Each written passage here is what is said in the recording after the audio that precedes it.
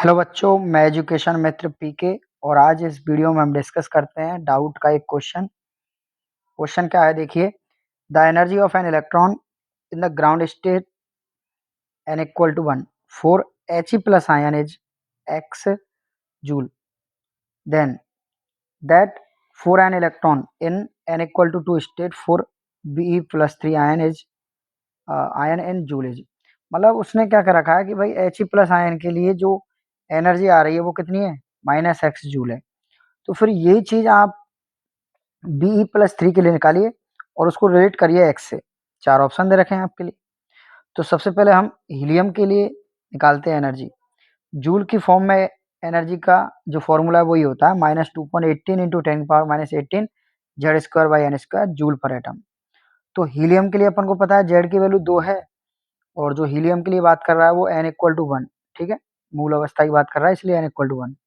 तो यहाँ से 2 का स्क्वायर होगा और 1 का स्क्वायर हो जाएगा, ये हो जाएगा 4। अब ये जो पूरी वैल्यू आई है ये किसके इक्वल दे रखी है उसने, -x के इक्वल। ठीक है, अब इसको सॉल्व नहीं करते हैं, ऐसा रहने देते हैं। अब यही हम किसके लिए निकालेंगे, Be प्लस 3 के लिए। जब Be प्लस 3 के लिए निकालेंगे तो n की वैल्यू कितनी है, 2। सवाल में दे रखी है n इक्वल टू 2 के लिए। और बेरिलियम के लिए जो आपका जेड है वो कितना होता है, 4। ठीक है, अब इसके लिए निकालते हैं। इसके लिए सेम फॉर्मूला लगाएंगे। जेड की वैल्यू 4 थी तो 4 का स्क्वायर, n की वैल्यू 2 है तो 2 का स्क्वायर। तो सॉल्व करने पर 16/4 आएगा, जो कि बाद में सॉल्व करने पर कितना आएगा, 4। अब एनर्जी जो है बेरिलियम के लिए जितनी है उतनी दोस्तों किसके लिए थी, हीलियम के लिए थी।